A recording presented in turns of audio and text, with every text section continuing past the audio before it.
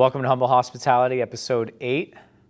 Kyle is with us is Doug, and our guest joining us today is Dylan Balducci, our systems director for all the restaurant brands. Thank you for having me on. Thank you for joining us. Thank you for taking a break from the directing of the systems to join another system. Yes. Good afternoon. Thank you. How are the systems this weekend? The systems were fantastic this weekend, considering the always random weekend hiccups. Dylan, It's always a weekend thing, so For- I'm planning on every weekend. I just plan for something to happen. This is for going to be my favorite episode. I already know it. Dylan, for our audience that we're building, for those that don't know what the system director does, do you think you can summarize in one sentence Wow. the role of the systems director? I think I've thought about this question before. Never truly had a solid answer for it. I would say yes. The systems director's role is to ensure that the day-to-day mechanisms that make a restaurant are fluidly running without the assistance of a human being. And there should also be a backup plan for that initial setup. A little contingency Because plan. 2 is 1, 1 is none. We don't need to waste time on things that would be considered a system. They should automatically happen, Agreed. and That's how Kyle feels about air conditioning. correct. That's one of the many systems that should just kind of happen on its Yeah. own, sort of like a heartbeat, same kind of concept. And Wi-Fi.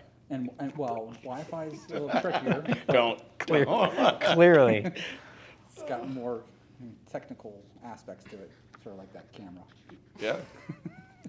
Well, good thing we have a great guy running it behind there. Correct. So shout out Andres Ayala Films. He's dancing right now. So that's a quick summary of what the systems director does. Awesome. I tell Dylan every day that he's my boss. And he just looks at me like, what? I'm like, I don't know. I'm the chief of staff. I have to have someone. I don't know. That's awesome. All right, so Dylan, tell us a little bit just kind of about where you're from, how you got started in the hospitality industry, and we'll get into more leadership. Well, my name is Dylan Balducci. I was born and raised in Florida, South Florida, the Treasure Coast to be exact. A unique area to grow up in. Always was interested in food when I was younger, so I became a chef. Went to culinary school through an adult education program, and then kind of worked my way up by working underneath great chefs. One of my first jobs was actually at a flea market, B&A flea market, making hamburgers, hot dogs, and stuff on the weekend. And then How old were you then? I was 14, actually. I wasn't even technically supposed to work, but it was. And then by the time I hit 16 is when I realized, all right, I want to get serious into this business, and I was able to get a job at Jupiter Island Club, which is probably it should still be the richest, wealthiest country club in the United States per capita, where I trained for 3 or 4 seasons, 5 almost, under some great chefs that were very, very strict. They taught me structure and responsibility. And they were Systems? Oh, not quite systems at that time, but I did notice things at that time as well, because I can't help but want things should be fluid and not have as many hiccups, because then you're getting away from what naturally brings you to what you're supposed to do. And anyways, at Jupiter Island Club for 5 seasons while traveling, doing some other stuff, and then after that, I was fortunate enough to start in the building that we are in today. It was Roddy's at the time. Yep. Stepped into that role as a sous chef with a very well-versed staff as well. They had, at the time, basically they had 4 executive chefs in that kitchen, because once I got there, they split away and they went to all be executive chefs somewhere else. So it was quite interesting, where I met Mr. Green here. He was That's it. one of my first apprentices, and from there we kept in touch. Yeah, you taught me how to work the saute station. And here we are, which was not my strong point in any way, shape, or form. I'm a grill guy. I handled the grill. You did like the grill. Saute was not my thing, really, but I could do it. Yeah, I remember that. I was the grill king, so. And that's pretty much that. Well, I remember because you I remember you training me, and you were like, "You got to learn this so I can go back to the grill because I don't like it here." And I was like, "Cool, I like setting shit on fire. This is fun." Doing all the flambeing and the deglazing and all the a la minute stuff. That was fun. Yeah, it's definitely a unique station. It's got its own challenges compared to the grill. Grill has its own set of challenges. You never know which station's going to get hit hardest, so you never know. Saute's got a lot of moving parts. Grill's a lot less moving parts, but the proteins are probably more expensive usually on that side. So Yeah, sort of how that breaks down amongst the kitchen. the systems. Yeah. Awesome. What else? What was the other question? There's another question. Uh, Yeah, sometimes I ramble on, I get lost myself. no. I mean, that's where we met, and then you want to finish off how we got back in the same building? Sure, yeah. Let's see. So Roddy's happened. Hurricane Jean Wilma Francis came through and knocked it out. Yep. We kind of went our separate ways. I think after that, a few years after that, I would say, you had your own restaurant. Yeah, it was about 2 years after. Oh, 5. Well, yeah, it was a few more than that, yeah. Yeah, it was 5 years. I went to Peter's Steakhouse and ran the broiler there for almost 10 years while we stayed connected here and there. Were always brainstorming ideas of what next business we could start, what we could make, build, sell. We were always playing games like that. Yeah. Lots of Lots conversations of like conversations, yeah. And then, let's see, I had a couple other jobs in between there, but I remember we had met up again when you became the executive chef for Pietro's. that. Yep. And I was supposed to be the sous chef, but obviously that didn't work out because the owner decided he didn't have the funds for that, supposedly. But we worked together for. You wanted to pay everyone $9 an hour. We worked together for. That's when I worked part-time with you. Yep. While I was still at the steakhouse, and then we kind of inevitably knew that was going to fizzle out. And I think we discussed it. I said, if that building were to change hands and we had the opportunity,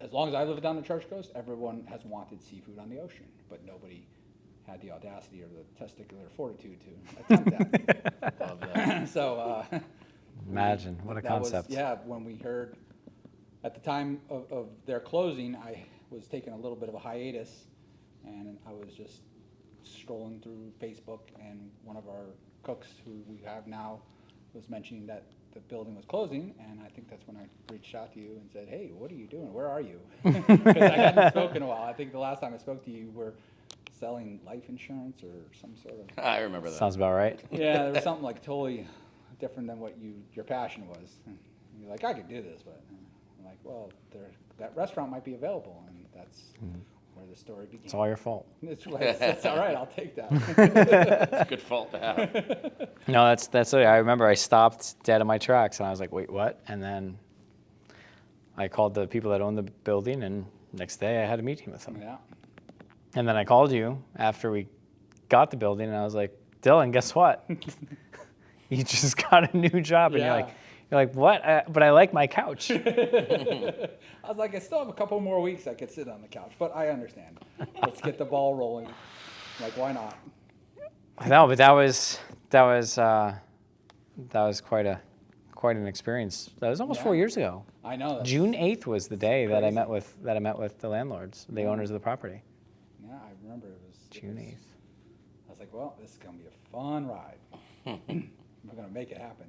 Like I said, there was no better spot, in my opinion, again, your risk reward, there's no better building to do a risk reward than that one. And Yeah. I knew that was the situation. Agreed. Didn't realize how many challenges came with the building, because nostalgically I knew it from 15 years ago. I forgot about the car that sits in the lot and rots a little bit. You might have to replace some things. Was not aware of that off the top of my head. My common sense was not so common at that point in time, but Sorry. here we are. We figured it out. We figured it out, that's right. We got it done. It's been an awesome Still 4 getting it years. done. Yeah, we're still getting it And you know what? And here we are doing a podcast on That's right. leadership. Never would have imagined a podcast, but this is great. Yeah. So you've been listening to most of the podcasts, Mm-hmm. the first 7 so far. And this is all stuff we go through daily in the restaurants and all that. So we're going to get into the material. Sweet. I like that. What do you think, Doug? Excellent. I was trying to get you to say absolutely. Absolutely. Keyword. We got to get No, absolutely Mr. shirts. Lovett already told me that I have to get a shirt with like the imprint of my face, just a silhouette. And the It says beard. Boom Indeed under it. So Flourish Custom Printing, I'm gonna need that. Send that over to you guys. So we're on chapter 11 Okay. of the 21 chapters, and it's called The Law of the Inner Circle, which is very fortuitous because I feel like we've always considered each other in each other's inner circle. You know what I mean? Mm-hmm.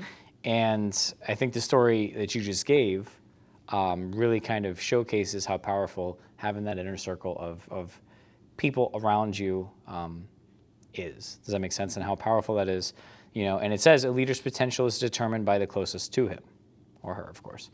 You can't have any gender-neutral potato head things going on here. Don't want to get canceled. Yeah, don't want to get canceled. Don't flag us. Jesus. Who would cancel us? Us? You'd be surprised. Yeah, right. We're They- probably owned by. They tried a few months ago. Yeah, well, of course. Oh, yeah, I remember that.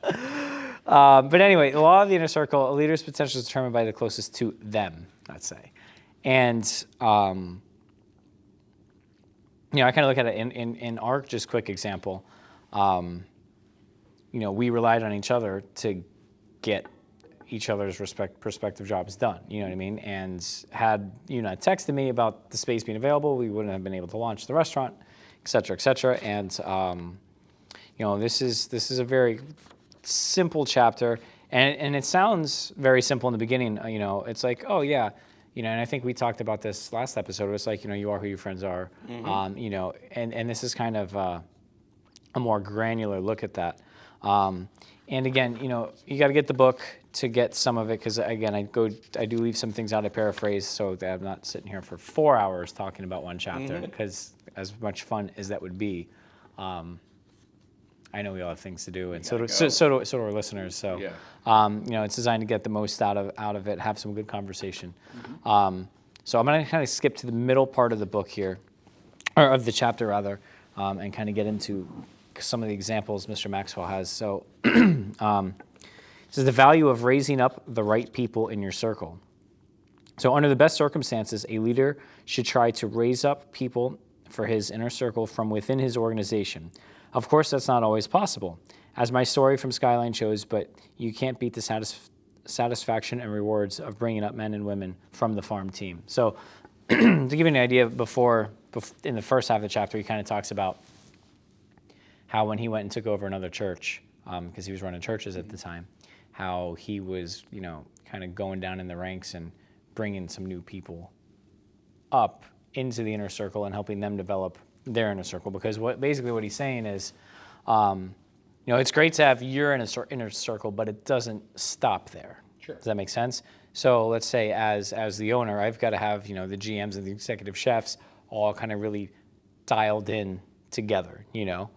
However, they should be developing their inner circles of influence with their restaurant managers and maybe, you know, the key people they look for training from hourly positions, you know, as far as like servers, bartenders, the SAs, food runners, and teaching them how to have their circle of influence. Right, exactly. And so, you know, it kind of builds and grows, and then each one can kind of rely on each other position and person at different levels to make sure that everything's getting done. And that's where that leadership influence from the top is felt all the way through. And that's kind of what he's talking about. And, you know, again, sometimes you can find great people outside of your organization and bring them in and bring them into the inner circle. I mean, post-COVID, we found some great people that we were able to kind of bring in and build relationships with them and, you know, and not raise them up, but because I feel like they already had a lot to offer, but we were able to you know, give them that platform to showcase what they can do, so they can come up and then they can start to develop their own little inner circle. So, you know, if you were to almost draw a picture of this, you would almost have these little, like, you remember like the rings from Sonic that you have to collect? Yeah. That's what I envision, but I just envision like little like chains of those from like different branches, you know. I almost think of like the Olympic symbol. Yeah. You know how like they're different colors, but the link links to the next link, and the next circle, and it just continues on and on and on. I mean, if you look at it that way. That's how I see it. Absolutely. John Maxwell talks a little bit about how to differentiate this and how valuable that is and how to, place value on it. So he's got a couple points here, and the first one was potential value. Look for those who raise up themselves. And I highlighted this part here. The first ability that every leader must have is the ability to lead and motivate themselves. Always keep your eyes open for people with potential, right? So when you're looking for who's going to be in the inner circle, who's going to lead, who's going to bring the team up, as we learned in episode 2, you're your hardest person to lead. So if we're looking for people who are first leading themselves appropriately. They're coming in, they're dressed ready to work, they're on time, they know their menu, they know their station, they know what they're doing. They have that ownership set of whatever it is they're going to do, and you don't have to worry about any of that. Right, you don't have to sign them anything, you don't have to say, they take it upon themselves to get to that next level. Exactly. Number 2, he says, look for people of positive value, those who raise morale in the organization. What? Morale's good, you need morale. Yeah. Good Oh, yeah, morale. yeah, yeah. Good And morale. if you have We've people, experienced some of that lots of that. with some managers that are no longer. Yeah, and you know what, you go through that, especially when you're in the beginning stages and you're building and cultivating that culture, because you need to be able to showcase what is and isn't acceptable and what will fit the culture, what'll make the culture better, and then what's toxic within the culture, and then how do you get that out? So yeah, you're 100% right. When you're looking at people, again, who are my next round of leaders going to be? Who are already my leaders but are going to continue to grow in leadership capacity? You're certainly looking for the people that raise morale in the organization at all levels. Says people who are able to lift up others and boost the morale in an organization are invaluable, and they are always a tremendous asset to a leader's inner circle. I agree. Right. Talk about personal value. Those who raise up the leader. That's where, for example, Dave Lovett. He was on last episode.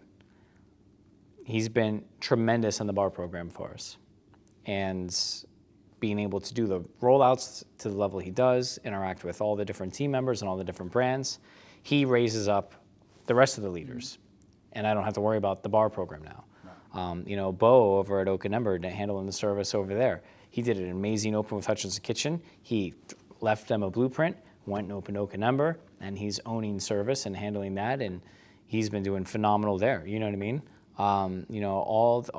Sam over at the Ocean, she's been handling service there. Mm-hmm. And I mean, she's doing tremendous. We've been a little short-staffed since season kicked on. So, she's doing a great job raising up all the rest of the leadership, you know what I mean? And building morale at the same time. And building morale. She's been on the floor, so she knows that feeling of sort of being squashed and stepped on, and if you don't have that leadership to build that morale on a daily basis, it's tough. And she has to be able to build herself up as well, because otherwise they won't follow you at the end of the day. Yep. No, because that's your credibility. Mm-hmm. You know what I mean? That's your competency. The number 4, production value. Those who raise up others. So not only are they raising up the leader, not only are they providing morale, but they're raising up others. So best way I look at it is, when the servers in general, because you've seen this, and I'm not talking about our team, I'm talking about just like in general. You know what I mean? And I mean, I can't even count the amount of restaurants I've worked in, because I've always had 2 jobs. I've always once I felt like I got to a point to where I learned, I would go find another restaurant so I can go learn more. So I've only ever been fired once. It's good. Nothing wrong with that. Yeah. So I'm pretty proud of that. That was good. But what I'm getting at is like, how many times have I seen, or have you seen, or have any of our listeners seen, the servers that are going to complain about the busser, right? Mm-hmm. And they're going to say, well, the busser didn't do this, the busser didn't do that, the busser. And it's like, or the busters, they just suck. They're not good at what they do. And it's like, all right, well, you were a busser once. And then you're like, well, Yeah. So clearly you were a good busser to become a server, right? Yeah.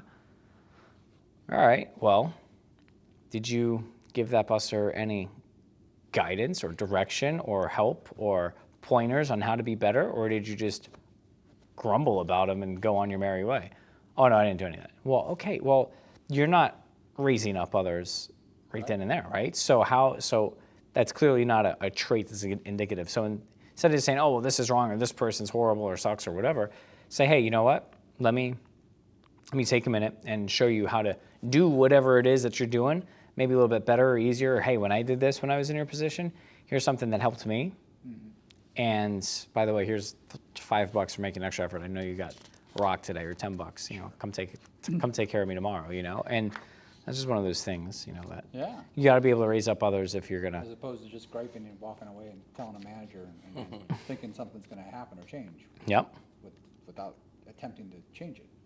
Yeah. Some people are scared to do that, though. I think that's the other part of it. Sometimes they're like, oh, well, if I do it, or my favorite is, it's not my job. That's like the worst statement in the world. Yeah, I agree. So annoying. I agree. I heard somebody say that the other day. It's out of my pay grade, and I was like, Oh, it's another one I love. oh, I hate that. And I wasn't at work. That's good. I was the customer. That was a customer. And I was just a customer sitting in a bar, and she was like, "Can you get my mop bucket?" And he's like, "That's out of my pay grade." And I was like, "What? It's next to you. Just never mind." Yeah. I said I saw that the other day. Kyle's like, "Shit, where?"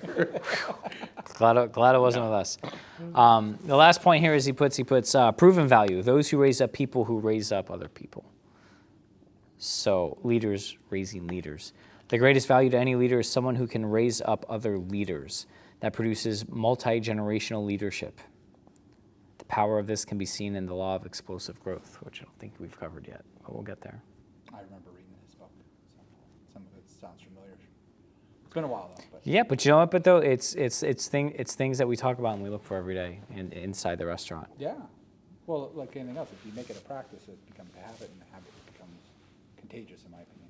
So then people will start to do it more naturally. That's how I view it. Yeah. Never stop improving your inner circle. He put here, and I highlighted this part, and I liked it because it was very simple, and it gives a very good perspective of something. People always say, "Oh, don't work harder, work smarter," or whatever. Yeah. Right? Which that's certainly true, but he kind of has a very good like paradoxical take to this. So and again, I'm not going to read the whole thing here, but I'm just going to go through the highlights. He says, in my book, Developing the Leader Within You, I wrote about how I reviewed my life when I turned 40, and I had the desire to keep going to a higher level and to make a greater impact. But I realized that I had leveraged my time as much as I possibly could, and it would have been impossible to sharpen the focus on my priorities in any more than it already was. In other words, I could not work harder or smarter. That left me only one choice: learning to work through others. That's the day I truly understood the law of the inner circle. Since then, I have been committed to continually developing my inner circle. I hire the best staff I can find, develop them as much as I can, and hand off everything I possibly can. Good, yeah. As it should be. Sounds about right? Yeah. Well, it took me years of practice to get to that point, though, too. It's not easy. It's not easy to learn, but it's funny is like it talks about when we look at our core values, we hire great people, right? And then you look at like stuff from Extreme Ownership where it says decentralized command, and it's like bring your people up, lead them, coach them, guide them, train them, so that they're equipped to make the decisions they need to make at their level, and just make sure that as a leader you clearly define what parameters they are allowed to operate within. Does that make sense? Yeah. And by doing that, you can build your inner circle. And in that chapter, he doesn't really say how many people are indicative of an inner circle. It could be 4, it could be 500. Sure. There's a. I was reading through the chapter and I didn't want to spend a lot of time on it, but I think that it was in this chapter here where he said. I don't remember if it was Jack Welch or if it was another company, but it was another massive company where the CEO took the time to sign off and approve on all of the general managers and in their locations. And I think that he said that he took the time to interview and sign off on like 500 Wow. positions of GMs that were, between him and the president and stuff, because he wanted to meet them and understand them. And not that he was trying to micromanage them, but it was because that he was trying to get a good idea of who would be next in the ranks of the inner circle and things like that. So I thought that was very interesting, because he was already in the very beginning, he's developing and building those relationships. And you think at that GM level, when you think about, oh man, this guy took the time to meet and interview and deal with 500 of us. Yeah. That's a lot of, you know what I mean? Like, that's a lot of time. And a CEO's time is very valuable. So, when you think about that, that's how much he's invested in building his inner circle. So that was pretty good little perspective to think about it. So when you think about it at the restaurant level, the hotel level, or any organization, who's in your inner circle now, but more importantly, who's going to be in your inner circle next year, 5 years down the line, and who's going to be in their inner circle, and what's the message there? You know what I mean? What's important there? What are the values of what you want that inner circle to showcase? Yeah, absolutely. That makes perfect sense. Lots of circles. I'm building circles every day. Hanging keys on them. More keys, Dylan. Keys, yeah. More keys. Circle. Yeah, it is. See, it's a circle with a key. It's a success. Can we cut in that clip? It's a circle, no square. Speaking of systems and circles and things, how's Mega Toaster this weekend? I heard it was fantastic. I saw the notes. They said they really enjoyed Mega Toaster, which was a huge. That's amazing what one little piece of equipment like that can Andres, can I have that? spray to can make happen. One little one Yeah, little just chuck it over system. to me. One little tiny system. Yeah, it was great. Yeah, we should get that put somewhere though. Oh, the poster's ready. Is The it? poster's done. It's gonna be This is great. Kyle's new shirt. For those of you listening and not able to watch, we have a 10 by 10 grid of different shades of toast, which Lindsay, my executive assistant, overlaid a Microsoft Excel graph on so we could find and identify the color of toast C7 Using Mega Toaster.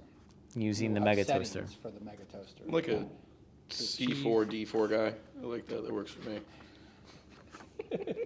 Mild toast. Smile toaster. The different shades of toast. Yeah, for sure. Well, yeah, we learned how challenging toast can be. One year it was butter, next year it's toast. Butter school. We lots of challenges with, like you were saying in your previous podcast, with shapes and colors and sizes and blocks and squares and circles and all this Which stuff. leads us to the law of empowerment. Yes.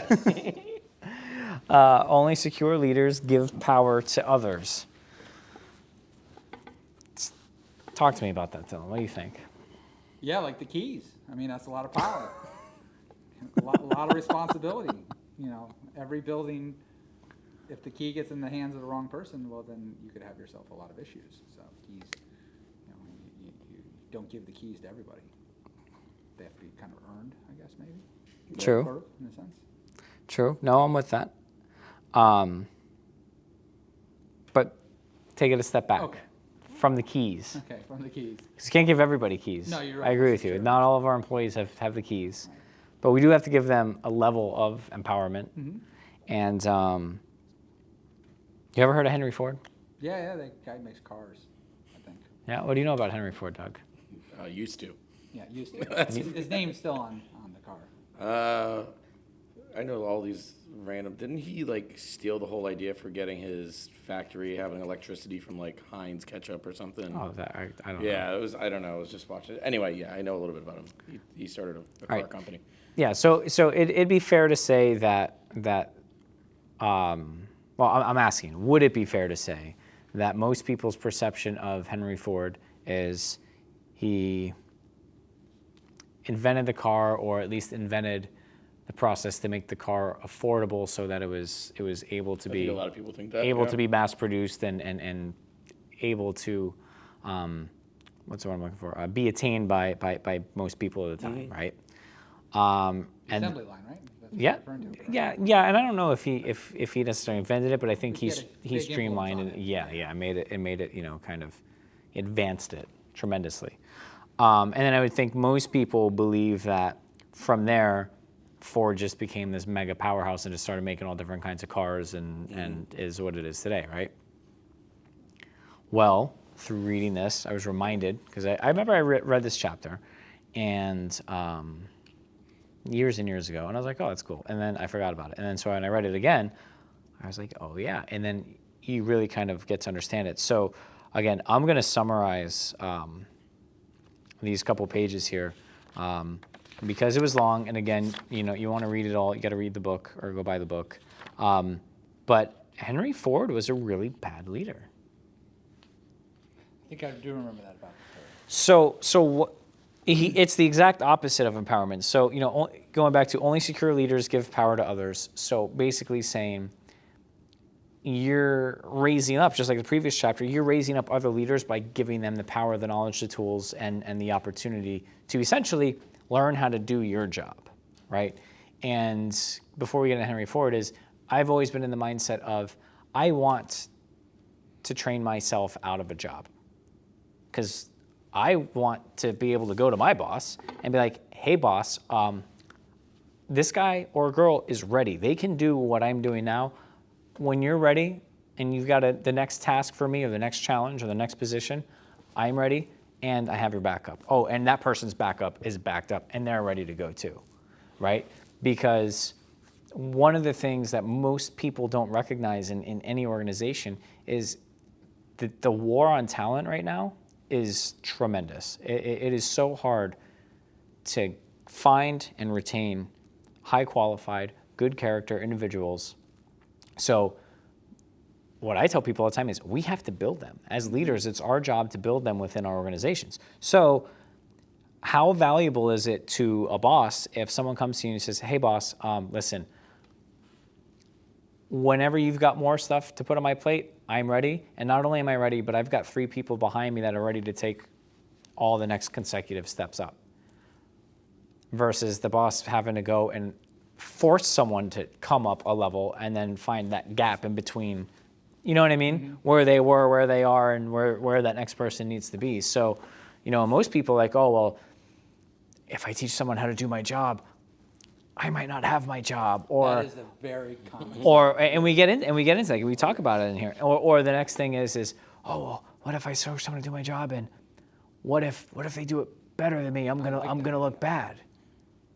Good. Yeah. Yes, let them be better at your job than you, because then you can get the next job. Yeah. Maybe the next job is something that is a little bit more in your wheelhouse, or you're gonna be happier with, or maybe it's just totally different, and you're gonna be happier with the time demand differences or whatever it is, you know what I mean? So there's all these different little things, but at the end of the day, building up and raising leaders is a leader's responsibility. So, so Henry Ford stopped learning. He built the Model T, and he said all cars should be black, and this is the only car ever for the rest of time, is pretty much where he was at. And it was very interesting. So I forgot what year was it, but it was pretty quickly. So in 1914, Ford was producing 50% of all the automobiles in the United States. And the Ford Motor Company looked like an American success story. And from 1914 to 1927, they made one car, one color, from what I understand. They just made the Model T. And in 1927, he finally agreed to make the Model A. However, because they were only making one car and they were only doing one thing, they didn't innovate for a decade and a half. So when they made the Model A, it was incredibly behind all their other competitors. And by 1931, they were down to only making 28% of America's vehicles. So when you look at that, they had 50% of market share, then they had 28%. So it dropped in half, right? Because other people were making other models, they were innovating, they were making other colors, they were doing all kinds of stuff. So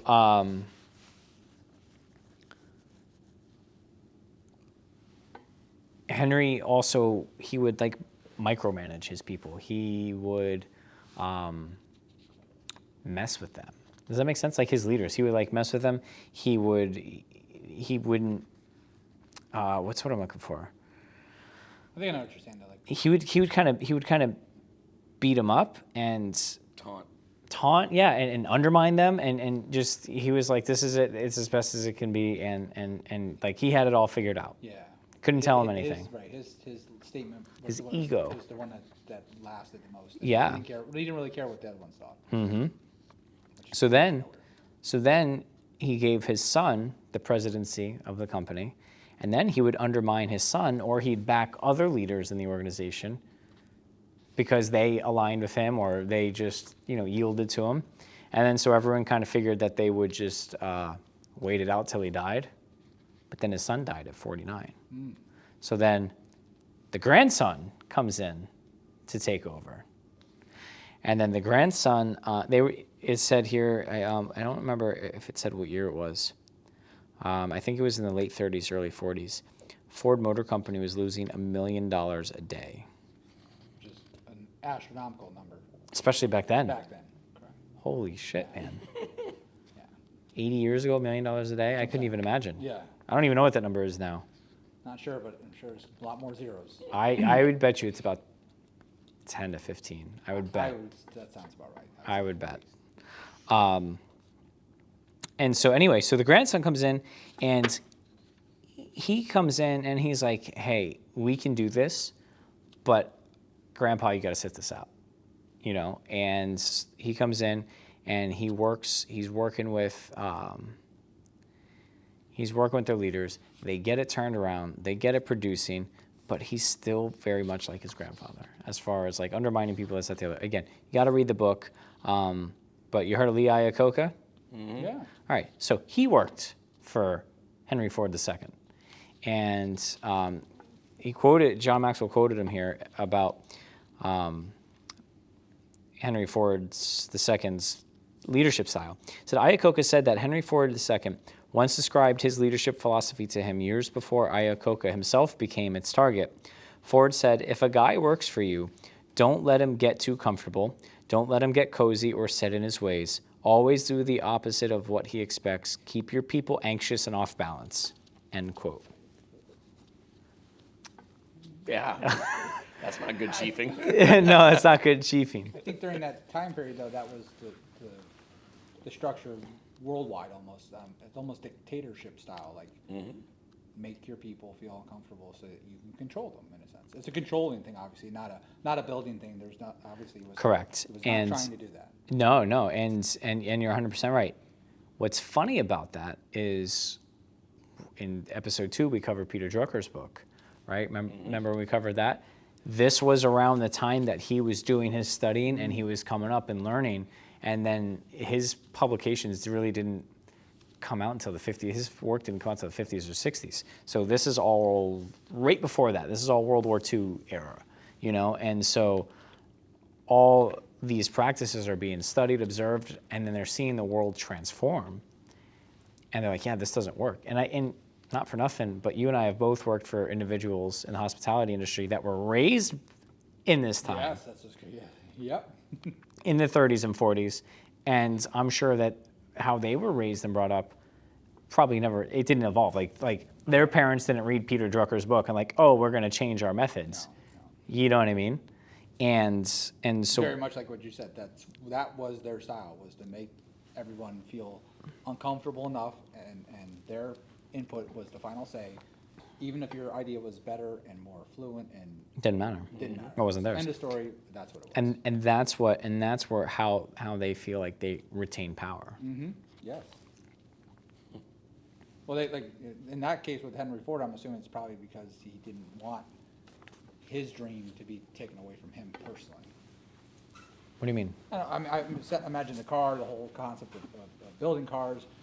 I think if you were to relinquish power to somebody to manage it, I think he felt that was his power being taken away. He Sure. was, you know what I'm saying, he's not willing to give up anything, it sounds Right. like. He's not willing to empower others to make his version better. Right.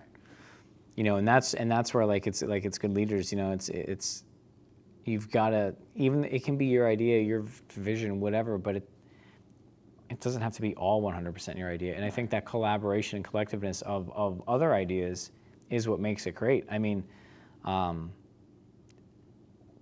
you need to give your team the freedom to do what they want, to bring their spin to it. As you know, you can agree on the common target, the common goal. Like we're working on the Oyster Bar now, and you know, I had an idea. I was like, hey, let's make sure we have similar plateware and glassware so we can interchange them throughout the restaurants. And as functional as that is, that's great. You know, but Matt and Shane, they went and got all these samples, and I was looking at it today, and I was like, oh shit, man, this stuff's really cool, and I don't really care if it goes in the other restaurants or not. This stuff's beautiful looking, and when you think about the color tones and the textures that are going to be at the restaurant, where we have a very classic black and white build out essentially, Right. and they're bringing in all kinds of cool shapes and colors into what we're going to do. I'm like, all right, this is great. Like I can see this. So, you know, I'm super excited about it. But again, I was like, yeah, do it, whatever. We need plates for people to eat on and silverware to people to eat off of. So make it look good. You know what I mean? They understood the parameter they had to work in. So, no, I'm really excited to put all this together. And Yeah, they asked me what I thought of it when they were looking at stuff. So I'm like, why not? I'm like, I mean, I get the concept of keeping everything same plates, but I'm like, this is a true opportunity with this building, for instance. I'm like, this is like a fresh step. right, Yeah. in my opinion. I said, Yeah. Nothing against our other restaurants. I said, but this is a truly unique concept. It's got everything about it is unique. So, and then we're gonna just put what we already kind of have into the building. I'm like, no. I said, go ahead, pick some really Yeah. cool stuff. I mean, it's only gonna add to that flair and that feel that is not out there. yeah. You know what I mean? And you know what's funny was I was kind of thinking to myself, like, referring to the Henry Ford thing, because Henry Ford's like, this is the model, this is the color. And even with oak, I was like, I mean, we got a couple different things, but I was like, no, I was like, keep it, like, we got it, it works. And then so I was going through the Henry Ford thing today, getting ready for today, and Matt brings in the plates of different colors and shapes and sizes, and I was like, cool. I need to have my own little humble pie and take a own little piece of this and let the team do what they do. You know what I mean? And so it was cool. It was a great little micro little leadership study moment for myself. It was good. It's really good. John Maxwell talks about barriers to empowerment. He talks about the desire for job security, which we talked about, the resistance to change, the lack of self-worth. My question is, why do people think, again, the desire for job security, the resistance to change, the lack of self-worth, you know, what's that underlying driving factor of why do they think that those would be issues if they were to empower the leaders, I don't want to say below them, but subordinate to them. You know, if they're empowering these people to do these things, I wonder what makes people think that. Oh, wait, he's raising his hand. My favorite waffles. My ego. What do you mean? Egos. It's your ego. Your ego is what brings you back from that. Well, yeah, no, I know it's your ego. Ego, you got me saying Legos. I know it's. My ego. Yeah, exactly. Yeah. Like, I know it's the ego that has that, but I guess my question is like, what is it that makes people say, man, if I train this person how to do my job, maybe I won't have one? Like, where does that thought process come from? And I have to ask that because I've never thought that way. I'll be 100% honest. I've never been like, man, if I train this person how to work sauté, the chef's going to fire me. No, that just means he's got two people to work sauté, and maybe now when the grill guy calls out for being hungover, I'll go get to learn grill. Or same thing in the front of the house, or leadership or management. You know, like if I'm the GM, I want to raise 3 more GMs. because I want to go be a director of operations or a VP or whatever. You know, if I'm a sous chef and I see a line cook with tremendous potential, I'm gonna be like, hey man, I'm gonna come teach you how to be an awesome sous chef, because as great as this is, I want to be an executive chef. And if I've got someone behind me, you know, like I was talking earlier, so I guess I've just never understood that concept. I agree with that. Not that I don't understand, I understand it, but I don't know why it still continues today. I think that was a concept that maybe was 50 years old. Like, Yeah. that generationally, that's what happened, was like Ford did. He created that fear and that miscommunication, that confusion, so that somewhere he didn't want to lose something. And I think we've all worked for people that's all they do. They would Yeah. rather do that than to work hard and teach you to bring you up, because like I said, somewhere that they think that they're going to get fired or lose this or lose their business or whatever it might be, when the opposite actually happens. Right. This is success is better when Yeah. you can get somebody. I mean, I imagine it's the same on occasion when you guys bring up sports. I mean, imagine if like LeBron like never dribbled with anybody or shot shots with them or showed them his crossover moves or anything. He's not worried about somebody being the next LeBron, or Jordan was never worried about. He wanted them to be better than him. That was a goal, because it made everything that much easier. Yeah. People, like I said, the fear of losing something is what I think why people get scared about something. I could see that. So it's probably fair to say that as leaders, it's up to us to instill in the culture of our organization that by doing these things is only going to help you build and grow yourself, Yes. and only further entrench yourself in the job security, becoming more valuable to the brand, because you've got a proven track record of bringing up leaders who bring up leaders. So that's only makes you more valuable. Yeah. Exactly. Brings me to my next Yeah, point. what's the next one? Leading up by lifting others. So there's this part I am going to read, because this was a great little section here. It said, only secure leaders are able to give themselves away. Mark Twain once remembered that great things can happen when you don't care who gets the credit, but you can take that a step farther. I believe the greatest things happen only when you give others the credit. That's the law of empowerment in action. One-time Vice Presidential candidate Admiral James B. Stockdale declared, leadership must be based on goodwill. It means obvious and wholehearted commitment to helping followers.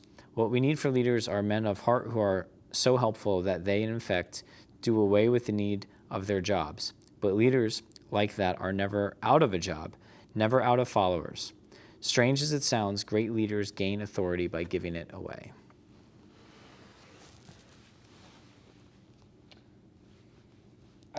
That's another statement. Like, I don't think people understand how that works, though. I think Break it down for us. meaning either they've been in jobs or done a job, and the job never really gives them that opportunity, so they don't even know how to go in that direction.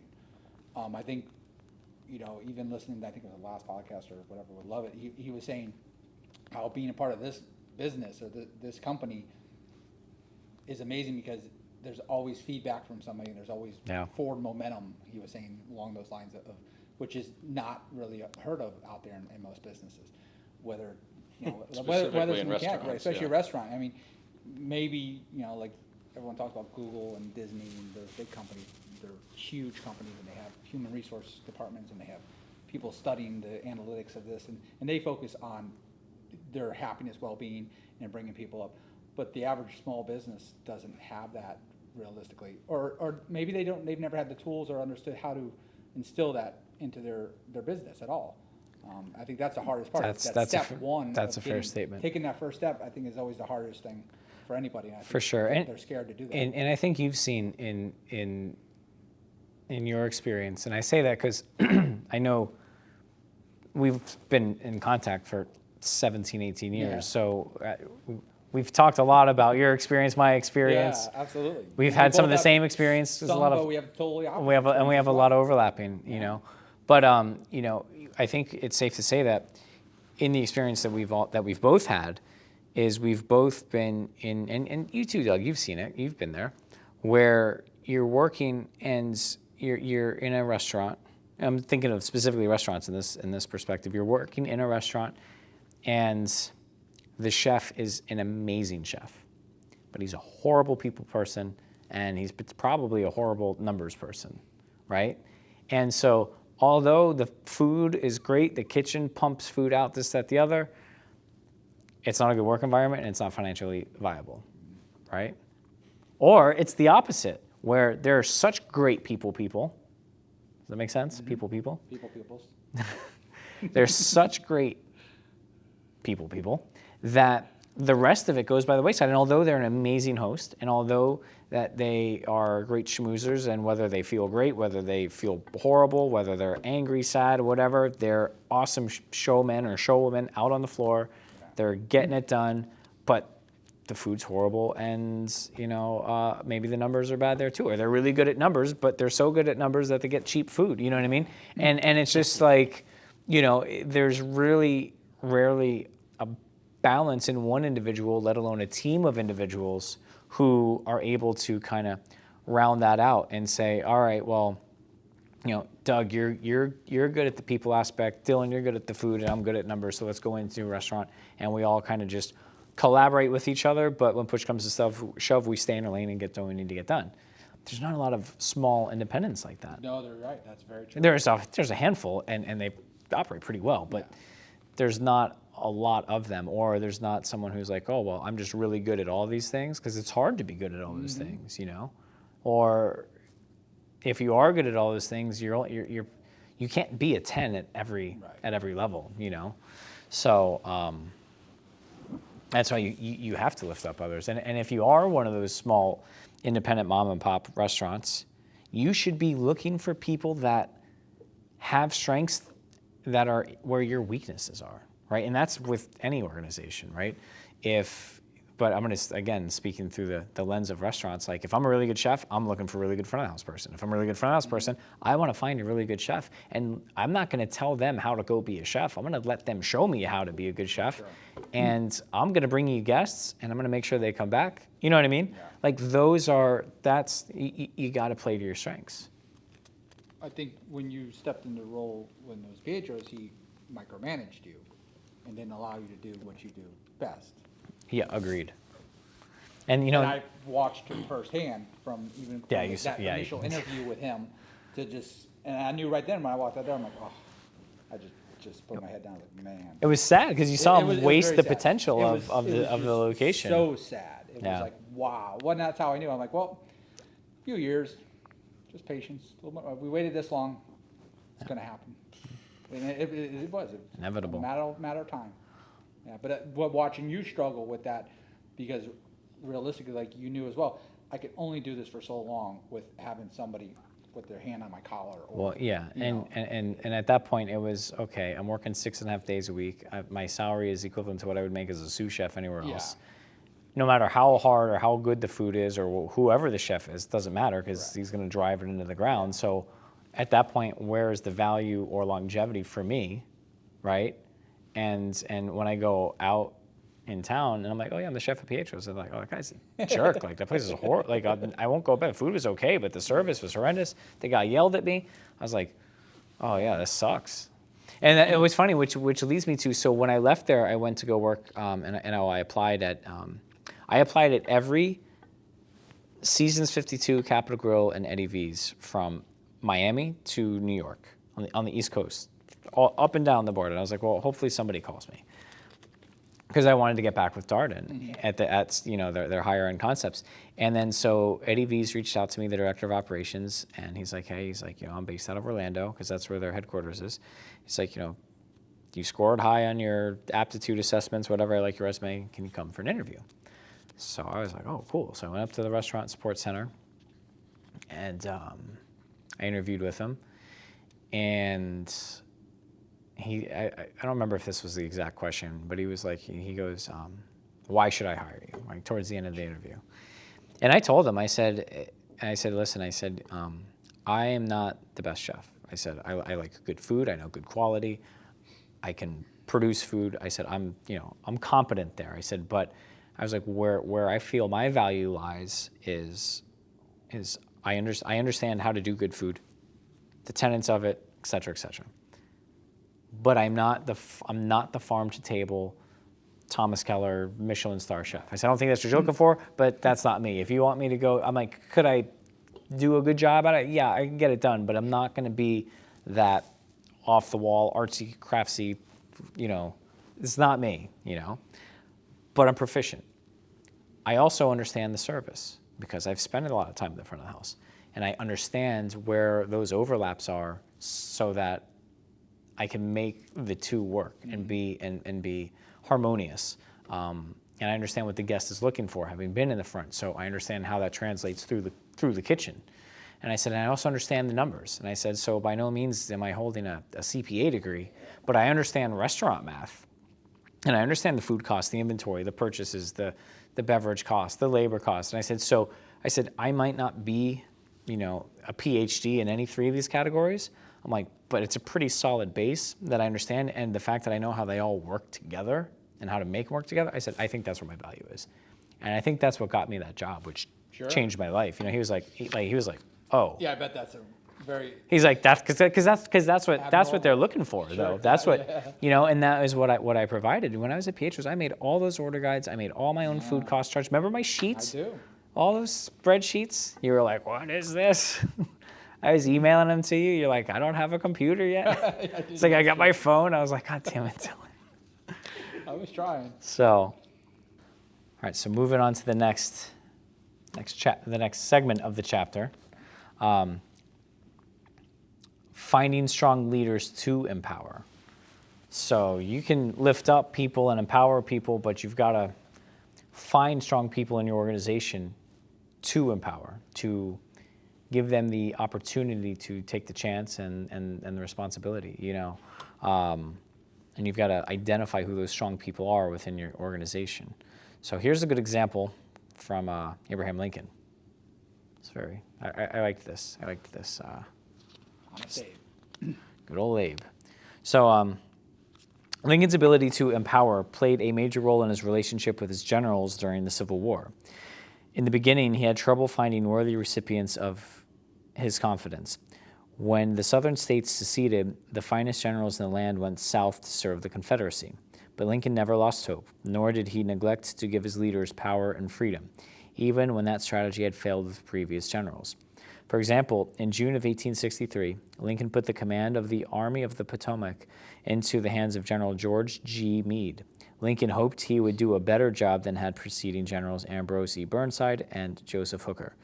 Within hours of Meade's appointment, Lincoln sent a courier to him. The president's message, in part, said, "Considering the circumstances, no one ever received a more important command, and I cannot doubt that you will fully justify the confidence which the government has reposed in you. You will not be hampered by any minute instructions from these headquarters. Your army is free to act as you may deem proper under the circumstances as they arise. All forces within the sphere of your operations will be held subject to your orders." As it turned out, Meade's first significant challenge came as he commanded the army at a small Pennsylvania town named Gettysburg. It was a test he passed with authority. In the end, though, Meade was not the general who would make the full use of the power Lincoln offered. It took Ulysses S. Grant to turn the war around, but Meade stopped Lee's army when it counted, and he prevented the Confederate general from moving on Washington.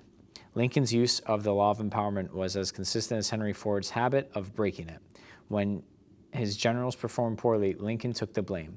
Lincoln expert Donald T. Phillips acknowledged throughout the war, Lincoln continued to accept public responsibility for battles lost or opportunities missed. Lincoln was able to stand strongly during the war and continually give power to others because of his rock-solid security.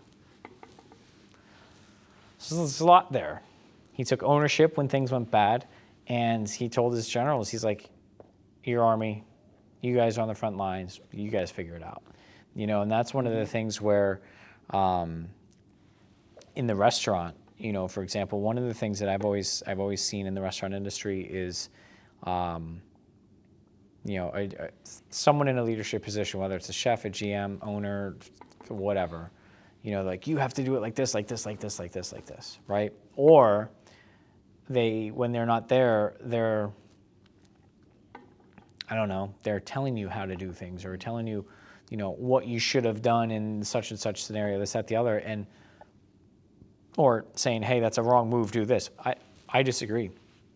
Leave it up to the managers on the shift.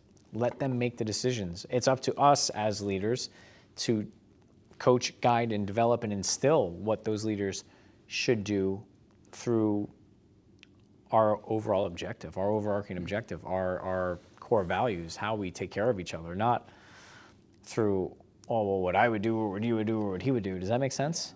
And by doing so, you empower them to make those decisions that are ultimately going to positively affect the team and, of course, end result, the guests. Does that make sense? Perfect sense. What do you think? I agree, 100%. Figure it out.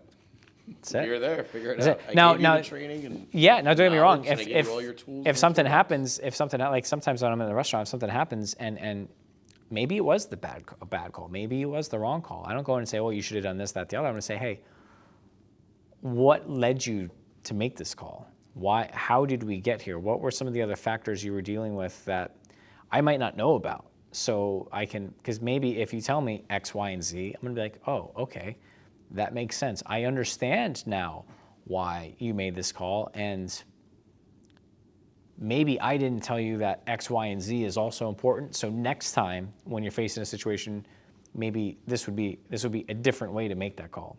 Yeah, it's not, I can't be mad at somebody for that, unless it's just clear, blatant, poor decision making that's just choosing not to, taking the lazy choice. That's where I'm like, hey, come on, that's the wrong thing. So, But I think that kind of falls back into the previous chapter where if they're afraid to make that decision because for some reason they feel like they might lose their job or whatever it is, even though you've given them the full ability and power to make those choices, that's where, us as leaders training them to say, okay, we want you to make that decision, we'll deal with the consequences after. Yeah. But yet if they come from a background where they're not used to that very first time of them being given that power and responsibility is probably one of the scariest moments for those kind of people it is. to make that decision. It is, and Because I their can initial speak to that. instinct is like, I think, oh, if I mess this up, I might not have a job. Right. But you're telling them many, many times, all right, you have that power,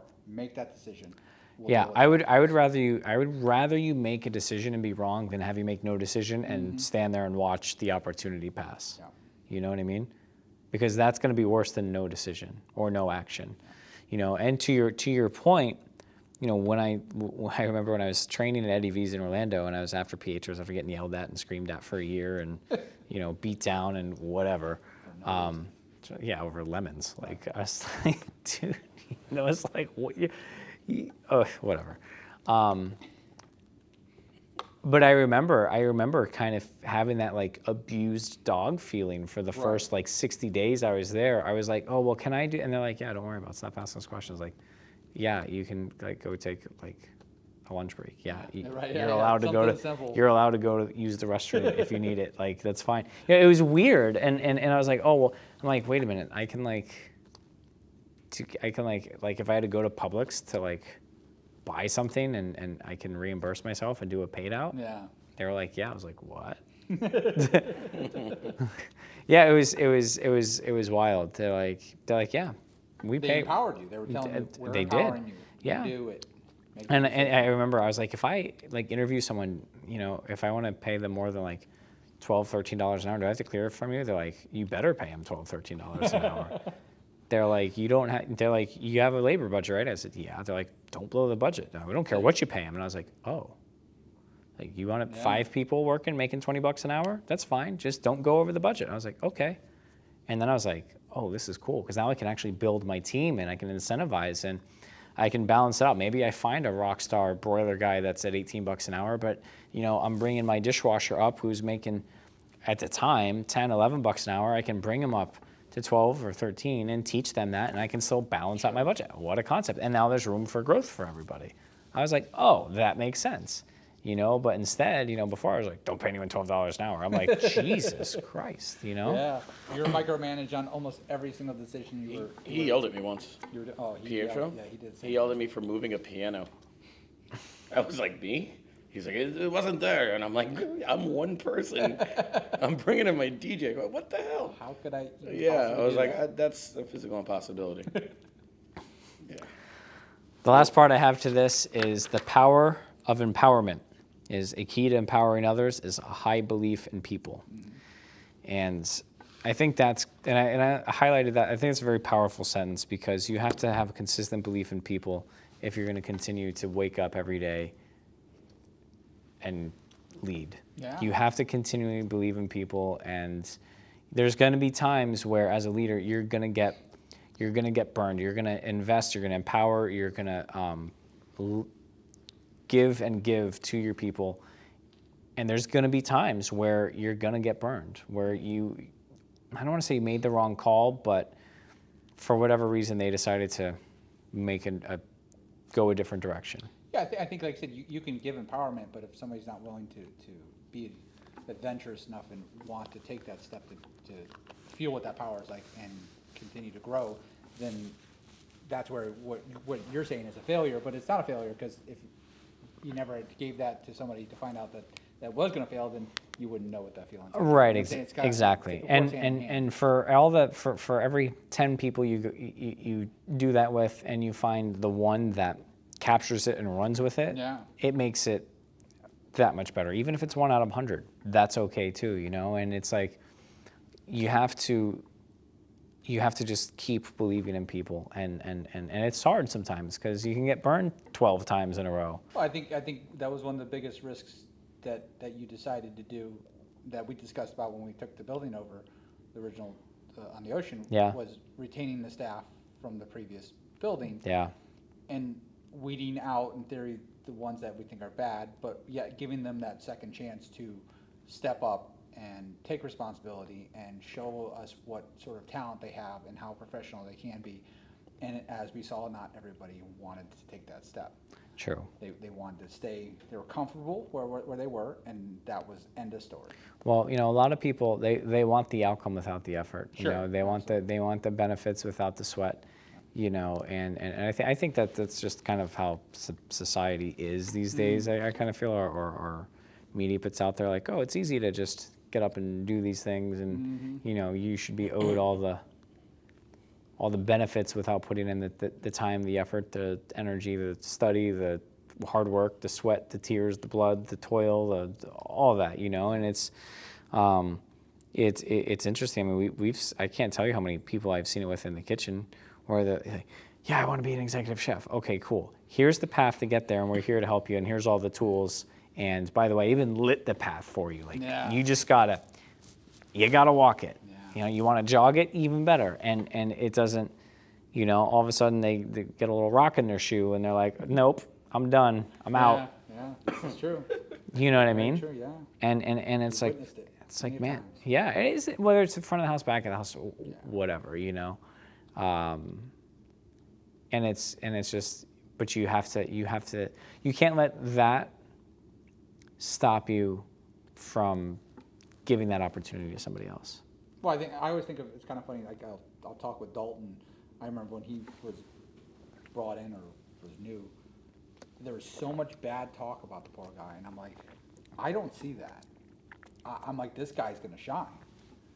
Like, I don't know what everybody's talking about, but now look at where he is today. Yeah, he's killing it. Yeah, he's killing it. He's doing a great job. Like, I always believed him.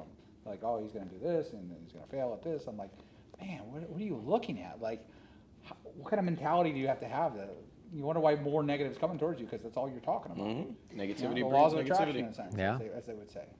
Yeah, the law of magnetism. Yeah. Last A lot of podcast. people don't- Yeah, that's okay. So I Hey, missed. I actually someone's didn't. been watching. I didn't get that one. No, I didn't get that one. Oh, okay. I'm behind, but I think it was the last episode. Could have been the episode I'll let you know before. when I listen to it. Well, you know it's But that works for me. That's how I Yeah. walk my daily life, in a sense, is power of positive thought and really believing in people. And like I said, sometimes I believe in them, they just think, oh, that shoe's in my rock, I gotta go, see you later. I'm Yeah. like, okay. I did what I could do. Thank Yeah. you. Thank you for being a part of it. And sometimes people just have an off day. Like I Yeah. get that. You know, I get that. I mean, you have bad days. We're human. You know what Absolutely. I mean? But it's that consistent drive. And some people, like, it sounds good. Oh yeah, I'd like to be an executive chef. Yeah, I'd like to be a general manager. Yeah, I'd like to be a managing partner. Okay, yeah, but are you committed to that consistent output every day, all day? Right. And that's what people have to ask themselves. They say it's just like when people are like, oh, I want to be married, or oh, I want to have kids, or oh, I want to do this. Like, are you committed to doing that all day, every day? That's right. Like, it's hard. Full life. It's hard. It's so hard, yeah. Nothing easy about it. Family too. I'm playing this at your wedding. Which one? This whole audio clip. Oh, cool. Just as a reminder, right when you're doing your vows, like, Dylan, you forgot something. Oh, yeah. This is a good point. Yeah. Clip. well, with that, well, you should probably. No, I'm just kidding. No, but that's it. That's all the chapters we're gonna go over today because we've been doing a couple hours or an hour and a half roughly. So learn a little bit about Henry Ford, learn a little bit about Abraham Lincoln, a little bit about leadership, a little bit about Dylan and his past, and his directing of the systems. Wasn't the original job title, but you know what? I adapted it over. It was not the original. It It says was. he has a chef coat with every job title he's ever I had for the do, company. Yeah. I've got quite a few chef coats with different titles on them. I got a chef coat today for my birthday with all the different logos. Nice. Yeah. Yeah, I asked Matt. Matt gave it to me for my birthday. He's got all 5 brands embroidered on the back. There you go. That's cool. I was hoping it would be on the back. Yeah. That's nice. Yeah, it's awesome. It's like a jersey. Yeah. He was looking for the Wonder Bread logo. Yeah. Rick and Bobby. Shake and bake. We're totally getting sued for that one. Oh yeah, can we talk about stuff like that? Well, I knows? don't know, I Whatever. guess. If Will Ferrell sues us, whatever. There's worse That's problems. one in way the to world. get to meet him, I guess. Yeah, right? Yeah.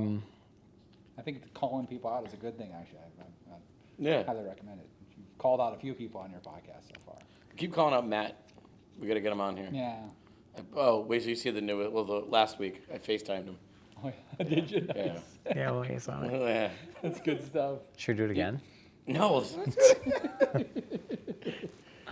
going to start yelling. That's right. Yeah, they're setting up for the wine dinner now, which Dalton, again, speaking of Dalton, he's putting on the wine dinner tonight. Stag's Leap wine tasting dinner. It's going to be an awesome wine dinner tonight. I tasted a little bit of Percy's Prep. Yeah, first he was giving me Before I spoons when came I over, walked in yeah. the kitchen today. I'm like, yeah, I'll try that. Heck yeah. I'm like, oh my God. Yeah, they work really well together. Really cool stuff. Yeah, no, Dalton's been killing it.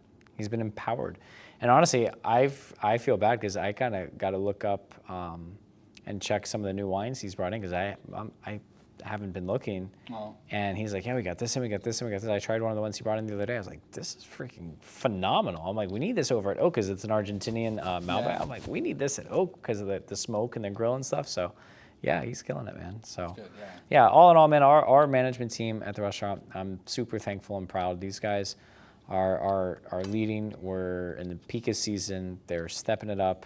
They're working hard, but they're leading with influence, and it's going well in all the brands. Getting ready for the Oyster Bar, end of May.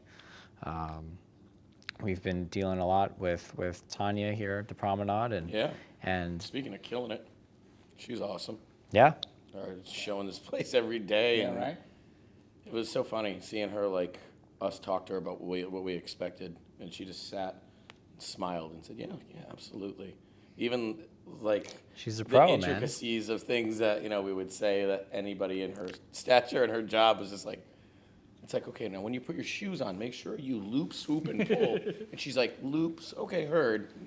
Meanwhile, she's doing French knots in her shoes. Like, you guys have no idea. So she's amazing. yeah. That's Love why her. I stay out of her way. Yeah, oh, absolutely. For sure. Plus, she owns like a Brazilian jiu-jitsu and Hapkido studio or something, so literally stay out of her way. Yeah. Yeah. Deadly hands. Yeah, for sure. All right. Well, I think that sums it up for I us. think it does. What do we got, Doug? As always, make your reservations with us. We'd love to feed you, serving smiles one plate at a time.